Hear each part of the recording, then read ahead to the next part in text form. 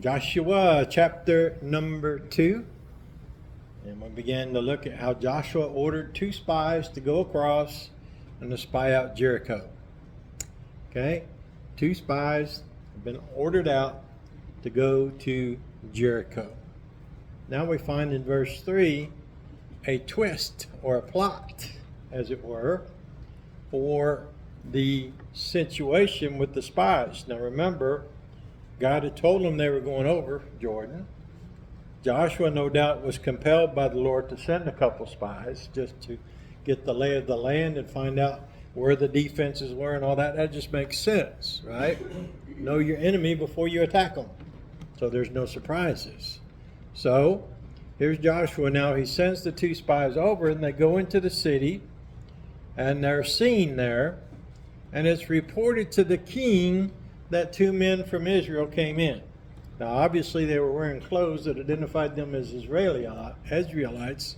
So they were seen, and they were seen at the house of Rahab. So we left off in verse 3, and it says, "And the king of Jericho sent unto Rahab, saying, Bring forth the men that are come to thee, which are entered into thine house, for they be come to search out all the country." So what's the king saying? Right? Give me them 2 spies. We know you got them. Give them to us. All right? So Rahab comes up with a story. Okay?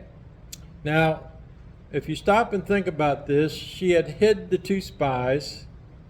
She was knowing that the king was looking for them already. It had been seen, and she saw them being spotted. And we look at the defiance of Rahab today. That's what we're going to look at, her defiance. And the woman says, verse number 4, "And the woman took the 2 men and did what?" All right, so she's doing what?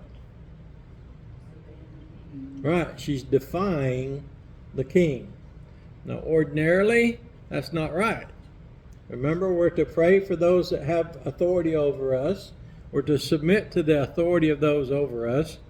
But remember now, Rahab has been converted. She's been saved. How do we know that? Well, we'll see that later on in this chapter. And though she's a young Christian, as it were, she's newly saved, she comes up with a way to defeat this plot of the king of Jericho to kill these 2 men. Now, she's going to rehearse the things that are happening in the country while these 2 men are spying, and we'll see that God has already been doing the work in the hearts of the people. He did a work in Rahab's heart, and he's doing a work of fear among the other inhabitants of the land. And I don't know if we'll get that far tonight, but Rahab had hid them. And I want you to remind you that at times it is right to defy the king. All right? Now, I want you to recall 3 Hebrew boys over in Babylon. King Nebuchadnezzar had set up an image made out of gold, and they demanded that when the musicians played music, everybody was supposed to bow down and worship that golden image. And I believe it was of Nebuchadnezzar. It doesn't say, but it's a golden image. All right? So what did them 3 Hebrew boys do? I call them boys, but they were probably young men. They refused. Okay? They said, we're not going to do it. All right? Turn over to the book of Daniel, chapter 3. We'll come back in just a minute. Daniel, chapter 3. All right? You go past Jeremiah, Ezekiel, then Daniel. Daniel chapter number 3. Now I guess Daniel was out on an errand, a business errand of some kind, because he wasn't there. But I don't have any doubt if Daniel had been there, he'd have done the same thing. All right? But Daniel wasn't there, and the king issued this proclamation. Then it says, let's go down to let's start verse 16. Chapter 3, verse 16. It says, Shadrach, Meshach, and Abednego answered and said to the king, O Nebuchadnezzar, we are not careful to answer thee in this matter. In other words, we understand we're forfeiting our lives by talking back to you. Okay? We're not hedging our bets. We're not going to flatter you and try to worm our way out of this deal. You know how slick-tongued politicians are, right? They'll twist anything into a knot. But look at this. It says, if it be so, our God, whom we serve, is what? Now notice it doesn't say God has to deliver us, but that God is able to deliver us. And that was a solid, true statement of faith. It said, if it be so, God can deliver us from this burning fiery furnace. And notice this, though. They had a little more. And he will deliver us out of thine hand, O king. They already had the faith and assurance that they were doing the right thing for the Lord in defying the king. Now, you know what usually happens if you defy the king or whoever's in control? Right, they'll kill you. That's the same as being a traitor, right? They'll kill you. Well, here it is now. It said, God's going to deliver us out of your hand. So, but if not, he said, I want you to know this, king, even if God doesn't deliver us, be it known unto thee, O king, that we will not serve thy gods, nor worship the golden image which thou hast set up. Okay? What are they saying? Even if God allows us to be killed, we're not going to do it. Because it was contrary to what? Right? Their beliefs, God's law. Thou shalt have no other images before you. You shall not bow down before images. So, they said, king, even if God doesn't save us or rescue us, we want you to know we cannot and will not bow down to these other gods. So, we see here that this particular occasion, the king was requiring them to do something that was against their religious beliefs, against the laws of God. Therefore, they could rightly defy the king. And look what happened. Then was Nebuchadnezzar full of what? Boy, he got upset. This says full of fury. That's more than just angry, more than just irritated. He's full of fury. Now, what does fury do? Right, it's something that it just boils out. Okay, fury is something that it's like when you think of a volcano. It lies dormant, and then it starts percolating a little bit, and then whoosh, out comes the lava. Well, that's the fury. All right? He says, is full of fury, and the form of his visage was changed against Shadrach, Meshach, and Abednego. Therefore he spake and commanded that they should heat the furnace 7 times more than it was wont to be heated.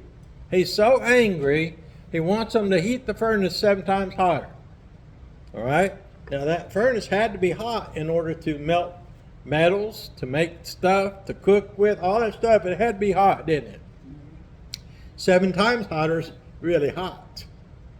As a matter of fact, it's so hot, remember what happens? And he commanded the most mighty men that were in his army to bind Shadrach, Meshach, and Abednego, and to cast them into the burning fiery furnace. Now, when you're chucking a stick of wood in the fire, you can get fairly close. But now picture these men, you don't know how much they weigh, but let's say 150 apiece, right? 150 pounds dead weight, trying to chuck it in the furnace won't be easy. That's why he got his mighty men to do it. So they're good and strong and stout, and they would have to grab them and chuck them in, right?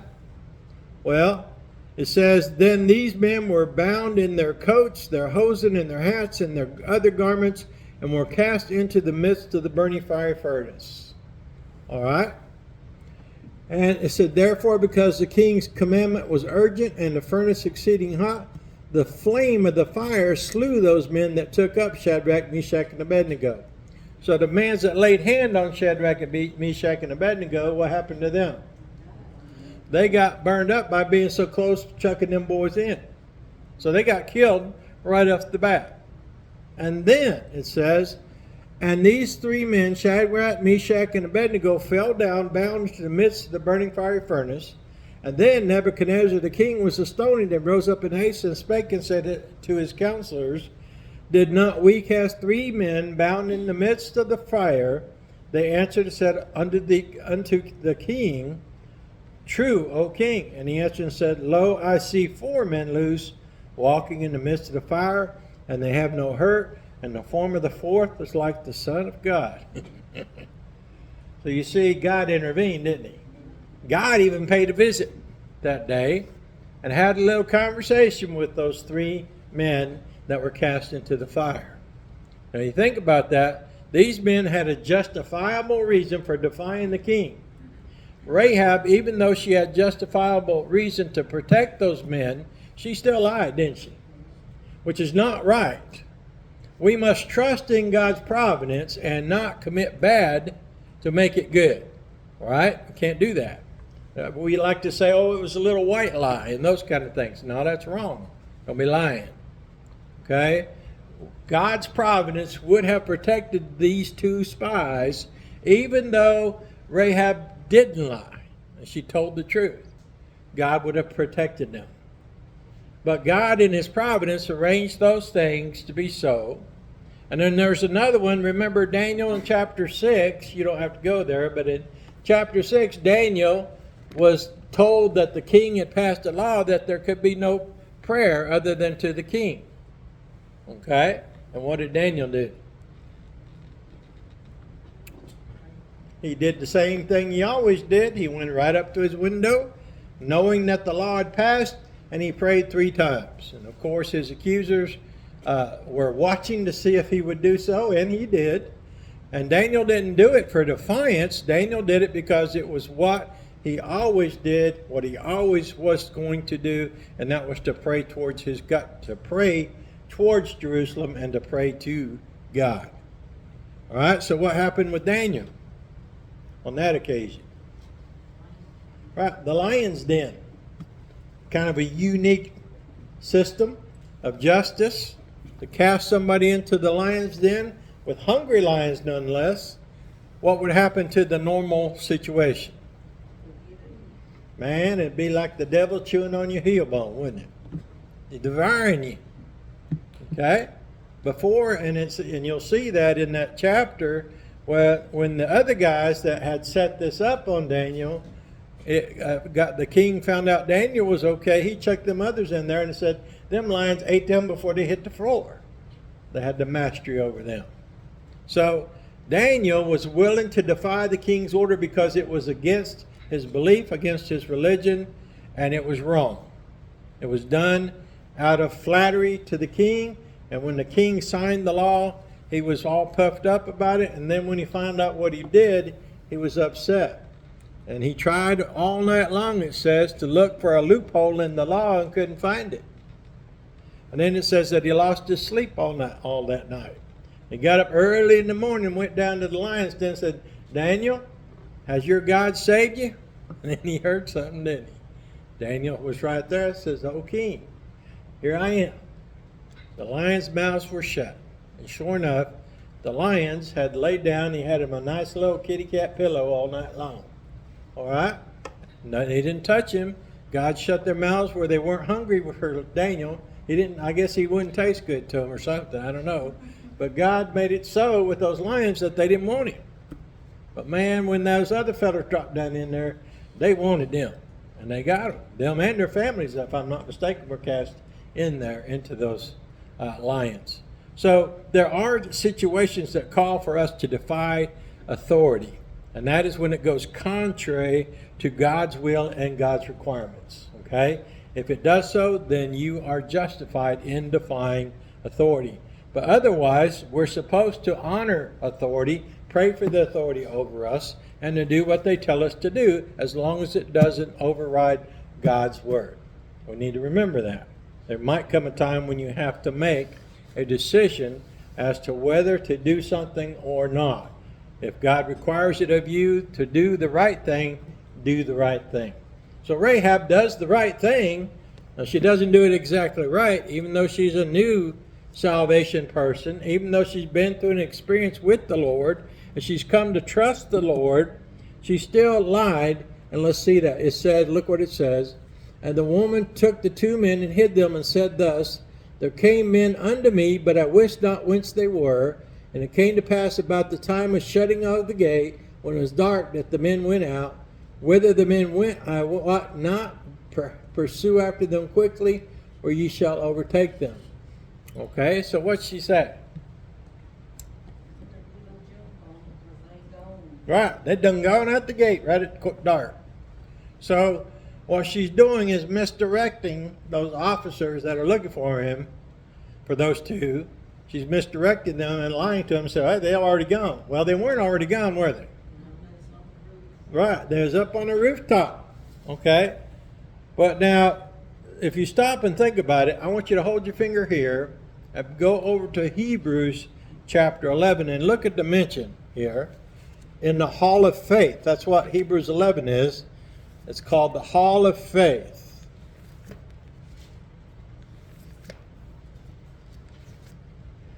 Hebrews. You find James, you went one book too far. Hebrews chapter 11.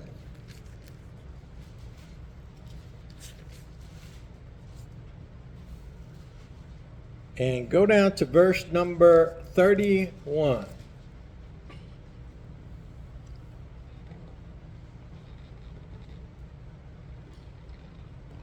Hebrews 11, 31, and I'll start in 30 for your context. By faith the walls of Jericho fell down after they were compassed about 7 days. By faith, who? The harlot Rahab perished not with them that believed not, when she had received the spies, how? With peace. She received them with peace. In other words, she was with them. She agreed with them. She knew what was going on, and she was ready for what was going on. She received them in peace. All right, so Rahab knows that these men are being sought after. Rahab knows that if they're caught, they will be killed as any spy would be during that time. It happens even today. If you're caught being a spy, you can be executed. All right? In times of war, you can be executed for being a traitor. All right? We've had lots of that in our history. We know about traitors, and we know that they can be executed during national emergencies. All right? So here's Rahab. Now look what she does here. It says in verse 6, But she had brought them up to the roof of the house, and hid them with the stalks of flax, which she had laid in order upon the roof. And the men pursued after them the way to Jordan unto the fords. And as soon as they which pursueth after them were gone out, they shut the gate. Before they were laid down, then she came up unto them upon the roof. In other words, she misdirected the captains that were come to arrest them and said, hey, they just went out the gate, and they took off after them. And they shut the gate. Okay, they ordered the gate shut. So what's happening is these two men are still on the rooftop. The pursuers have gone on towards where they know the Israelites are camped. So notice this. And she said unto the men, verse 9, I know, look at this, I know that the Lord hath given you the land. How did she know that? Exactly. She had communication with God. She had believed God and knew that God was going to send Israel into the land and it would be theirs. All right?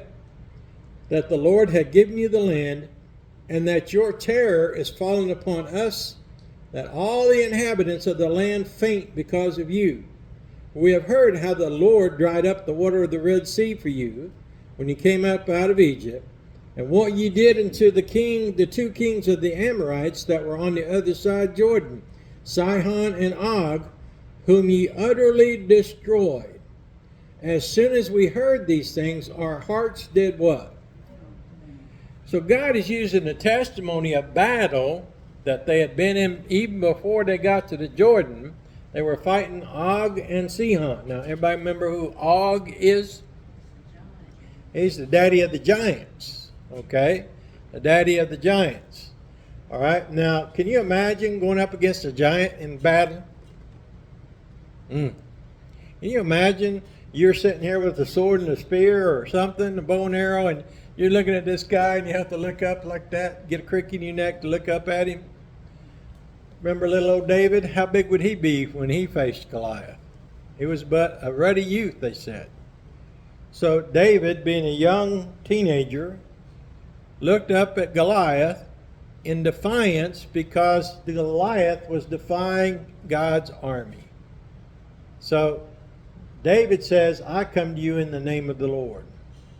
And now here's this woman says, God has melted the hearts of our people. Neither did there remain any more courage in any man because of you. For the Lord your God, and look at her statement here, he is what? So what's she saying?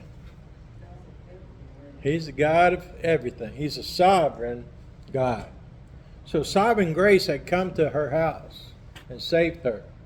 And she knew that when she helped these two men, that it would help her. Because God had told her these men were coming, and she welcomed them. She hid them. She defied the king in hiding them. And she was indeed risking her life to do this. She misdirected them. She knew Jehovah had already given the land to the Canaanites, to the Israelites. So when you think about this, providence of God overruled her lie, and the spies, in fact, did escape. Okay? They didn't get caught. And had she not told them anything, just said, I don't know where they're at, or something simple that they left or whatever, and not say anything about their location, had she not lied, God still would have protected those two men and got them out of there safely. But God uses circumstances in our lives. Now, how many of y'all have been perfect in your Christian service? How many of you done everything right since you've been saved? None of us.